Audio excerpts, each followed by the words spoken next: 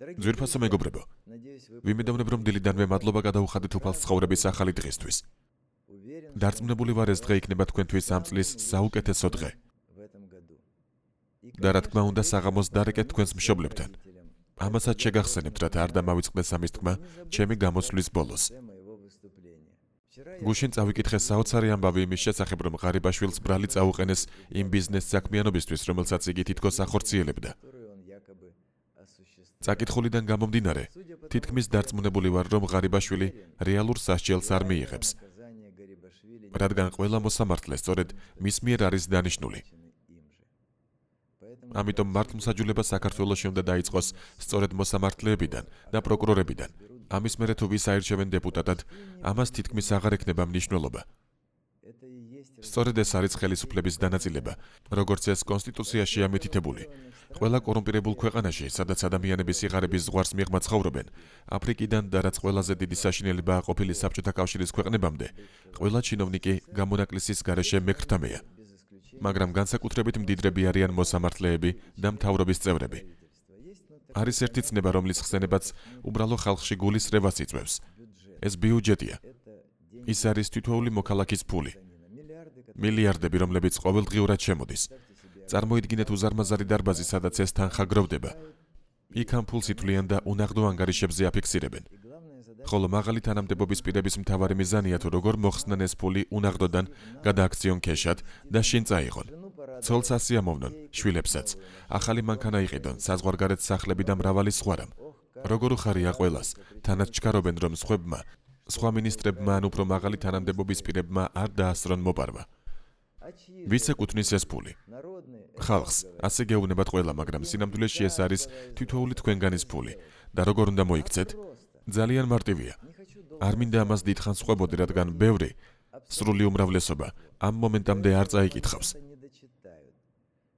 ყველა ელოდება ახალ დევიზს, ანგელოს, რომელიც მოვა და მათ ნაცვლად იფიქრებს. თუ მოსამართლე თქვენიანია, შეგიძლიათ კითხოთ მას, საიდან გამოუჩნდა ნახევრად ღარიბ პრემიერ-მინისტრს ერთი წლის მუშაობის თავზე საზღვარგარეთ სახლები, მანქანები. ერთი მათგანი თითქმის 500,000 ლარის ღირებულების, ცოლს ბეწვის ქურქი 300,000 ლარად. მილიონიანი საათები. თუ დღეს ამ კითხვას დაუსვამთ მოსამართლეს ამ პროკურორს, ის თქვენ შორს გაგიშვებთ. თუ კი ეს არის წესიერი ცნობილი იურისტი, რომელსაც პირადად იცნობთ, ანუ თქვენიანია. გვერდით ცხოვრობს. არასოდეს მოუტყუებია სხვა და არა ალკოჰოლიკი ან ნარკომანი, ის უდაოდ ყველაფერს გამოიძიებს. და აი უკვე ახალი ღარიბაშვილი, ან ნაზარბაევი, რომელმაც პრესის ცნობებით თითქმის ნახევარი ქვეყანა გაძარცვა, ან კიდევ კუჩმა და ლიტვინი, რომლებმაც გიორგი ღონღაძის მკვლელობის ბრძანება გასცეს. არადა სულ ცოტა ხნის წინ ბევრი კგბ-სა და შინაგან საქმეთა მინისტრი მათ ფეხებსაც უკოცნიდნენ. ეს რომ არ ეკეთებინათ გაყრიდნენ მათ, იგივე დაემართებოდათ. პატივს ვცემ ჩემს თავს იმისთვის, რომ არც ერთი ნაზირალასთვის ობელისკიც კი არ დამიდგამს. მხოლოდ ჩერნოვილს და ღონღაძეს. მათ ხსოვნას სამუდამოდ შეინახავს ჩემი სულის ნაწილი. ასევე შოთა რუსთაველს დავუდგი ძეგლი.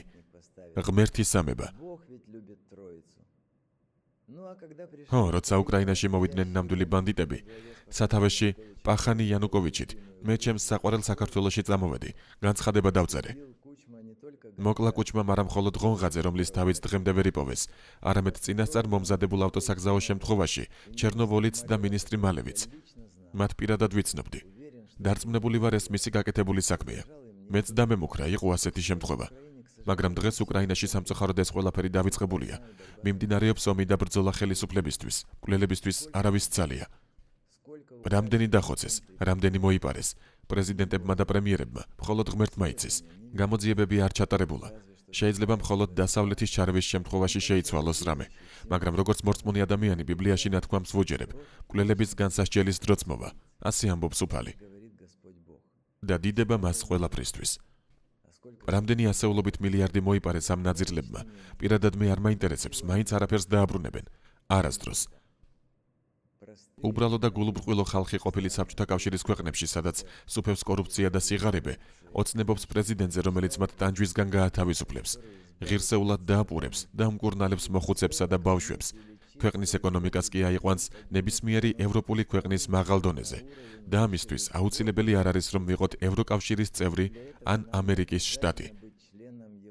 ხელისუფლებაში მყოფები უბრალო ხალხს არწმუნებენ, რომ ყველაფერი მხოლოდ მათ მიერ არჩეულ პრეზიდენტსა და დეპუტატებზეა დამოკიდებული.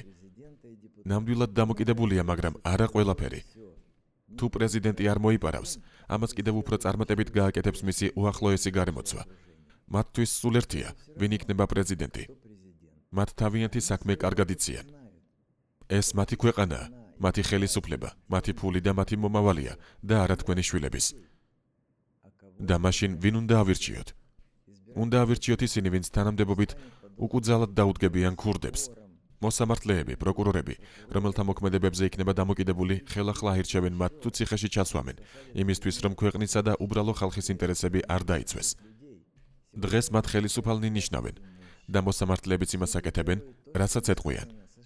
ამერიკის შეერთებულმა შტატებმა ბევრ მათგანს ქვეყანაში ჩასვლის უფლება ჩამოართვა, მაგრამ რა სარგებელია ამაში? ამერიკის შეერთებული შტატების სახელმწიფო დეპარტამენტმა კორუფციის გამო სანქციები დაუწესა 4 ქართველ მოსამართლეს. ამერიკის შეერთებული შტატების სახელმწიფო მდივანმა ენტონი ბლინკენმა 2023 წლის 5 აპრილს განაცხადა, რომ ამერიკის შეერთებული შტატების სახელმწიფო დეპარტამენტმა სანქციები დაუწესა ქართველ მოსამართლეებს, მიხეილ ჩინჩალაძეს, ლევან მუსურიძეს, ირაკლი შენგელიასა და ვალერიან ცერცვაძეს. წესის ვიზის გაცემის საკრძალვის საფუძველზე. მათ მნიშვნელოვან კორუფციულ საქმიანობაში მონაწილეობასთან დაკავშირებით. ეს ნიშნავს, რომ მათ და მათი ოჯახის წევრებს აღარ შეუშვებენ შეერთებულ შტატებში. სხვათა შორის, როცა სასამართლოებს მიმართავთ, შეგიძლიათ მეგობრებო ამ გადაწყვეტილებაზე დაყრდნობით მოსამართლეებს აცილება გამოუცხადოთ. თუმცა მათზე უკეთესები საქართველოში დარწმუნებული ვერ მოიძებნება. სწორედ ამით უნდა დაკავებული იყოს სააკაშვილი, როცა მოვიდა საქართველოში რეფორმების განსახორციელებლად. დღეს არ იჯდებოდა და არ დალპებოდა ციხეში. აი შეცვალეს ნაზარბაევი და რა მოხდა მერე? ნეტავ ვინმე მაინც ფიქრობს, რომ ყაზახებს ცხოვრება გაუმჯობესდათ? ევროკავშირი კი ასე მოიქცა. პირველ რიგში სასამართლო სისტემით დაიწყო. რადგან ამორალურია ისეთი ადამიანების დატოვება ამ თანამდებობაზე, რომლებსაც სინდისი და ზნეობა არ გააჩნიათ. ისრაელში მაგალითად ყოფილი საბჭოთა კავშირიდან არავის იღებენ საპასუხისმგებლო თანამდებობაზე. არც მოსამართლედ, არც პროკურორად. დიახ, ასე შეცვალა კორუფციის გენმა ადამიანების საბჭოთა კავშირში. შორეულ დროს, სხვათა შორის, მოსამართლეებად მხოლოდ ისინი ინიშნებოდნენ, ვინც გრძელი გზა განვლო. გარშემომყოფები მათ ბრძენებად მიიჩნევდნენ და ენდობოდნენ მათ აზრს.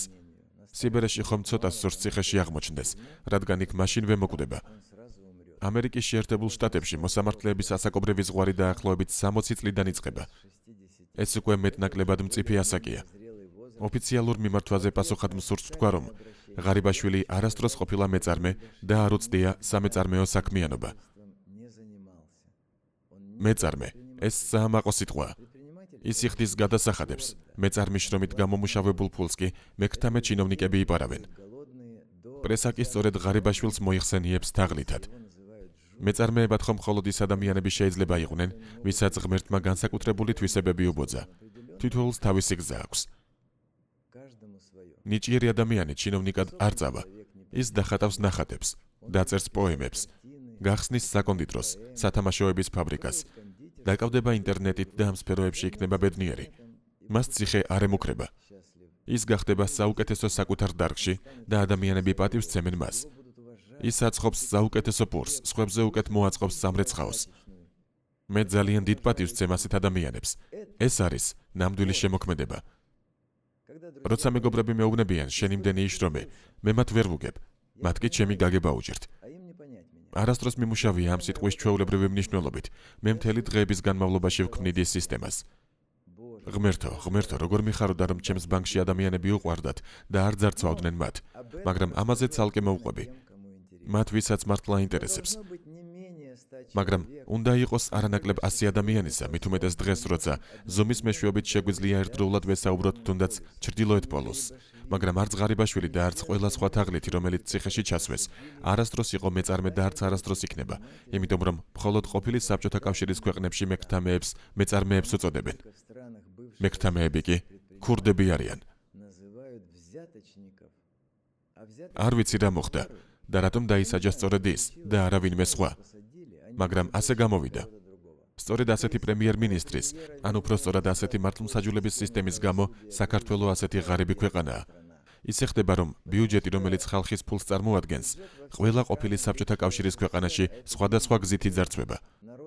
ფასები იზრდება. და მნიშვნელობა არ აქვს, აშენებენ ამას ჩინელები თუ თურქები.